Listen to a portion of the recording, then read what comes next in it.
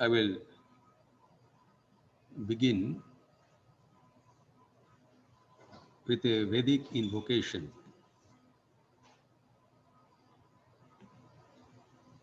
in Sanskrit, followed by English translation.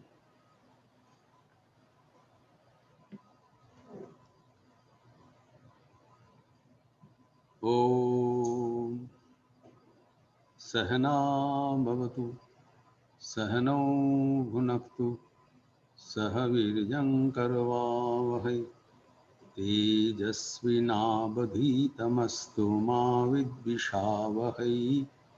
Om Shanti Shanti Shanti. Hari Om.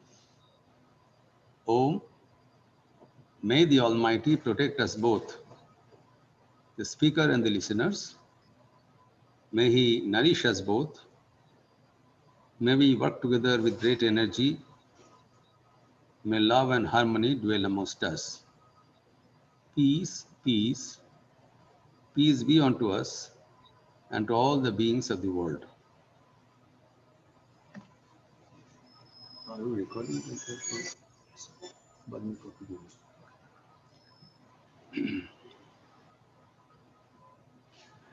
I am extremely happy and elated to be here to participate in the 31st anniversary of the foundation of the Department of Endocrine Surgery in SGPGI, in the presence of the founder head of the department, Professor Mishra.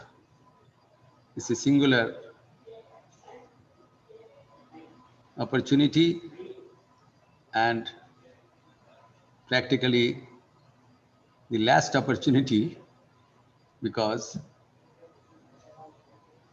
this may be his last Foundation Day participation as the head of the department. At the outset, I congratulate him of the wonderful facilities and infrastructure made here. Perhaps this is the only such center in the entire world. I was amazed to see his various activities in this center and his attitude to expand not only to other government institutions,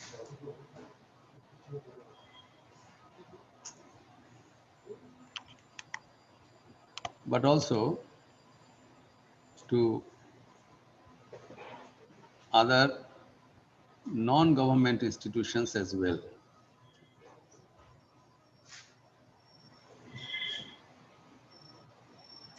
The topic set for the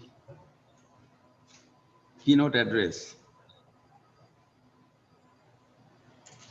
is in keeping with the present pandemic situation, crisis management. And I will choose the crisis management technique through hidden powers of the mind. Now, as we have been being told by all the experts that we do not have any tool so far available with us to fight this pandemic. All you have to do is to develop our immune system.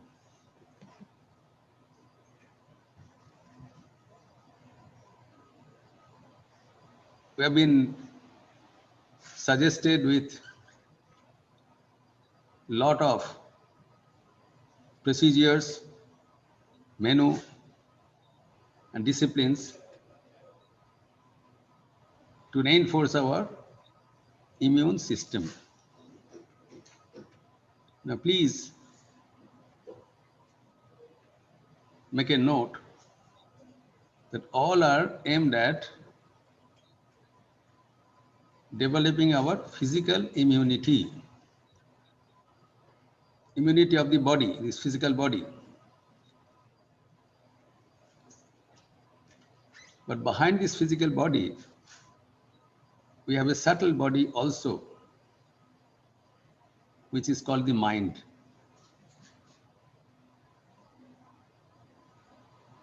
And indeed, what you and I are today is due to our mental strength, mental capacity, housed within our sound physical system. So side by side, developing our physical immunity, we must develop our mental immunity. Unfortunately, very little is known about our mind and its hidden powers. In this short talk, I'd like to dwell briefly, give an introduction of our mind.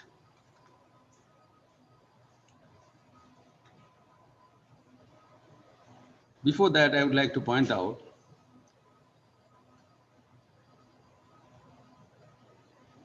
3 points. First, our mind has infinite powers as opposed to our physical body. Physical body has limited power, but mind has infinite powers. And we are only using a very small fraction of their mental power. The majority of it is wasted either in useless thoughts or routine activities. Second point to note is that the mind has both constructive and destructive powers.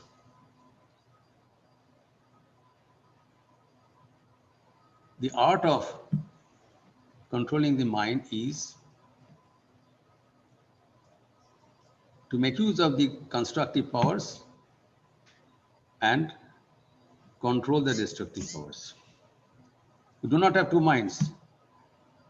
The same mind is performing, like Dr. Jekyll and Mr. Hyde. At some portions of time, they are friendly, it is friendly to us, and other times, it acts like an enemy. As has been told in the Bhagavad Gita, Atmaiva Hyatmano Bandhu, Atmaiva Ripuratmana. Our own mind sometimes becomes our friend, Bandhu, and sometimes our Ripu, Ari, enemy. This has to be kept in mind. And what is the technique in converting this mind to our favor? Bandhuratmat manastasya janadmaivat manajitaha. The person who has been able to control the mind, his mind will act as a great benefactor, as his friend, and not otherwise.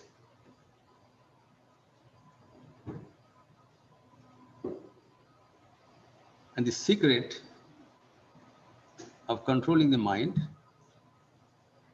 is to learn the technique of concentration. Swami Vivekananda says,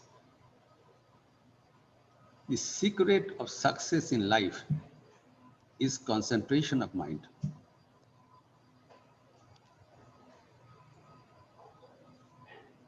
And the third point to be kept in mind is, mind has no power of its own. It is an inert being, like our physical body.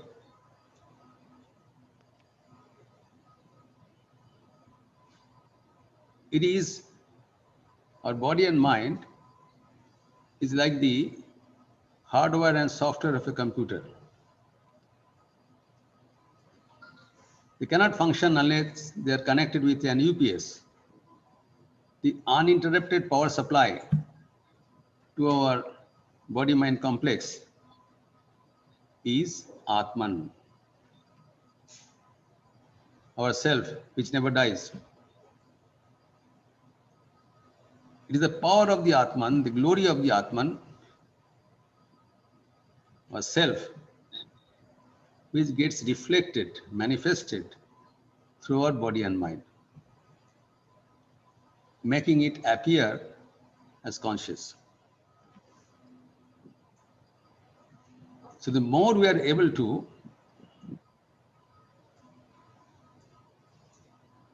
make our mind clean, greater will be the manifestation.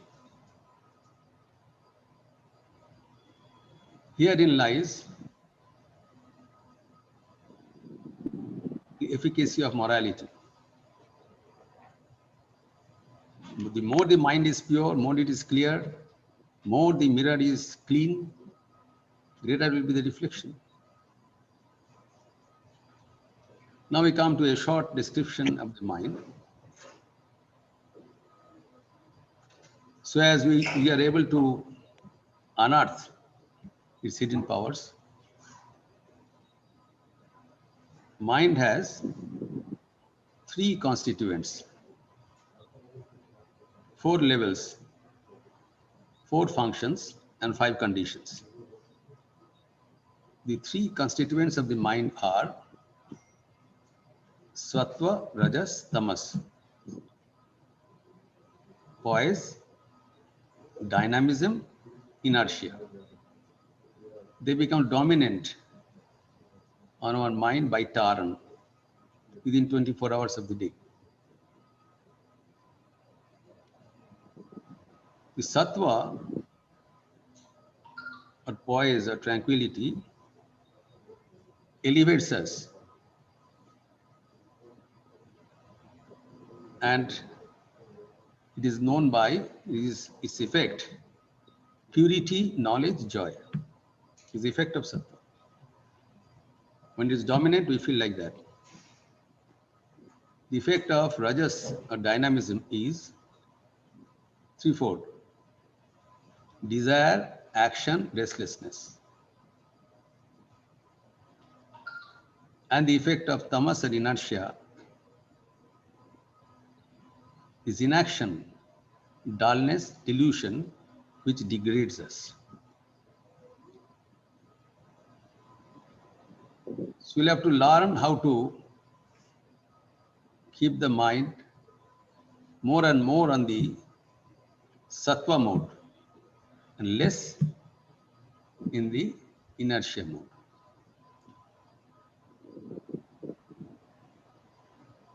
The technique also will say in the short compass. The mind has 4 levels.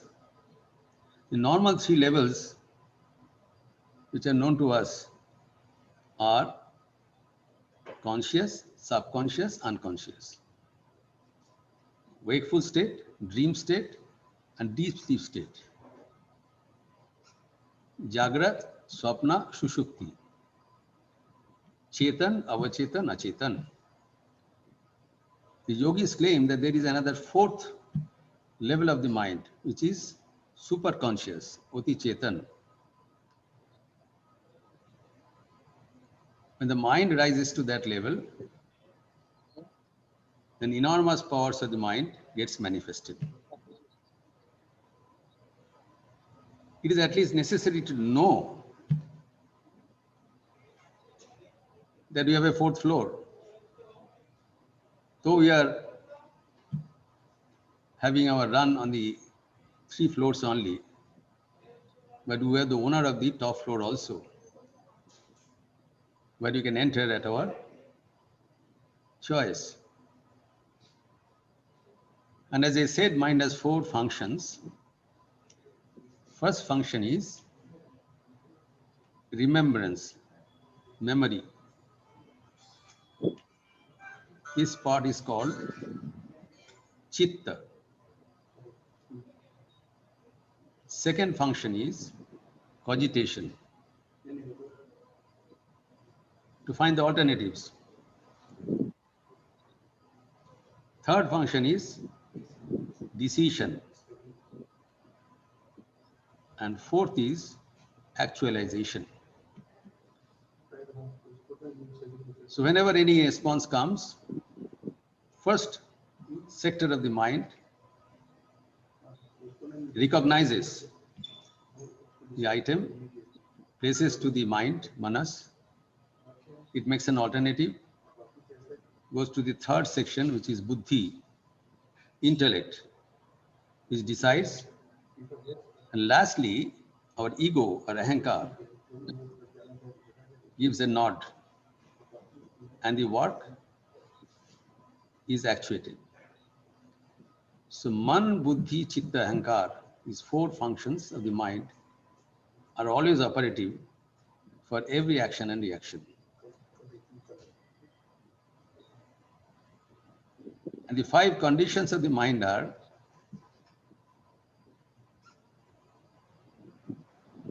first is shipta, and second is mudha, scattering and darkening. Mind always gets scattered through the impulse of dynamism or darkened through the impulse of inertia. When we try to concentrate the mind, then that condition is vikshipta, gathering. It comes and goes. And when we are successful to focus the mind on one point, then it is called ekagra, or one-pointed. And when the mind is one-pointed for sufficient duration of time, that condition is called concentrated or niruddha. Now, when the mind is concentrated, then a wonderful thing happens. The hidden powers of the mind gets manifested.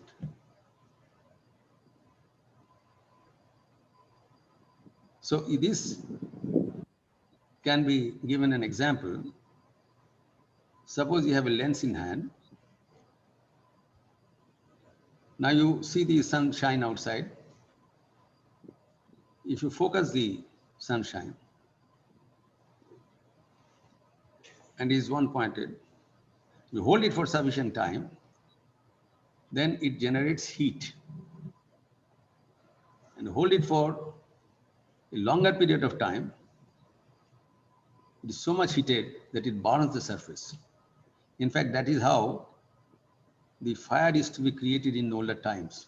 Even now, these artificial fires are created by concentrating the sunshine with a piece of cotton. Just to show that concentration gives enormous power.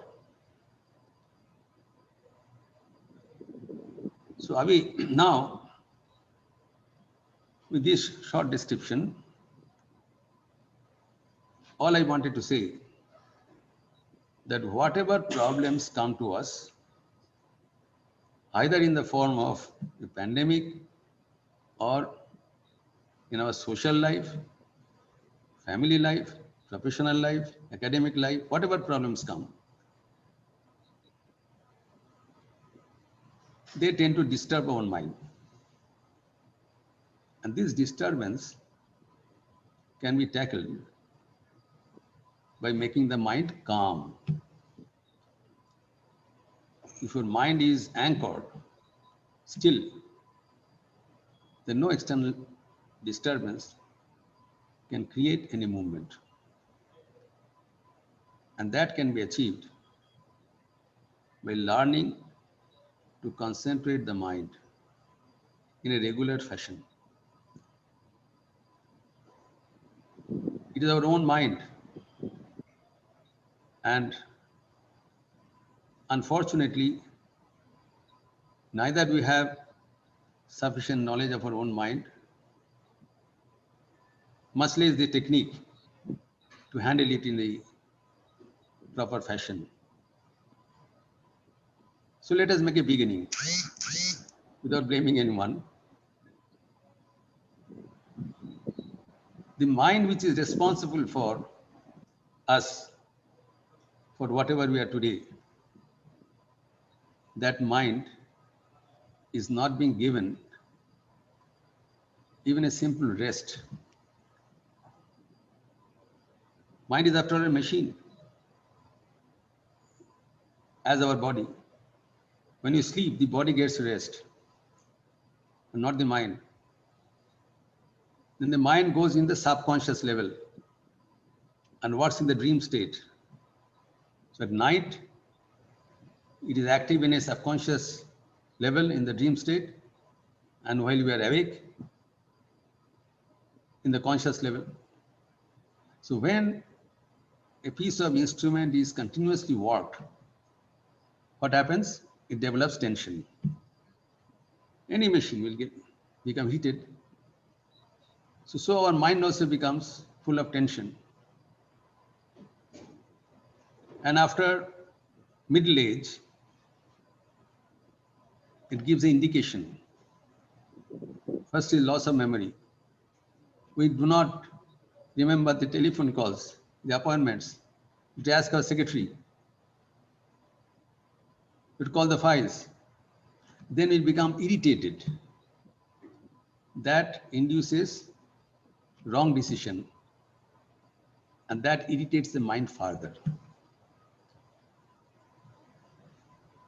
Not only that, if our mind is under continuous tension, then the tension of the mind gets transferred to our physical body as well. The modern medical science has proved that most of our disease is rooted in the tension of the mind. That's why it is called psychosomatic disease. Psyche is the mind, soma is the body. They are interrelated. This can be avoided if the mind is given periodic conscious rest. Sleep is not a rest period of the mind. It is for the body. So that can be done if we tend to concentrate the mind for a few minutes every day, regularly. That commitment should be there. It is not for anyone else, it is for our own welfare. Even if there is no pandemic, we have to live healthily. We have to face the challenges of our own life.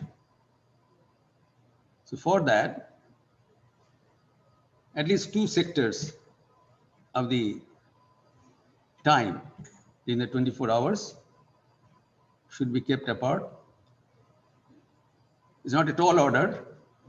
It's to start with 10 minutes in the morning and 10 minutes in the evening, if possible. And gradually be increased up to 30 minutes in each slot, maximum 1 hour in 24 hours. If not possible, at least 20 minutes. If not possible, at least 10 minutes. Morning 5 minutes, evening 5 minutes. And the prescription is simple. Let us sit quiet for some time.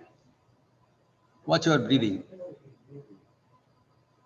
with eyes closed. And then gradually we'll see that as the breathing process becomes rhythmic, the mind is settling down. The mind is refreshed. Slowly and gradually the time has to be increased up to 30 minutes in each slot. And that gives a sufficient rest to the mind. And after the rest period, let us read a piece of holistic literature as per our choice. Whatever you think is elevating, any scripture, Bhagavad Gita, Bible, Ramcharitmanas, Bhagavatam, Upanishads, anything, Quran, anything which elevates us, few minutes, couple of minutes to 3 minutes, morning and evening, coupled with this period of concentration of the mind. Our own mind gets refreshed. We'll find to our dismay that whatever challenges we are faced, we can win over with confidence, with joy, with success. Thank you.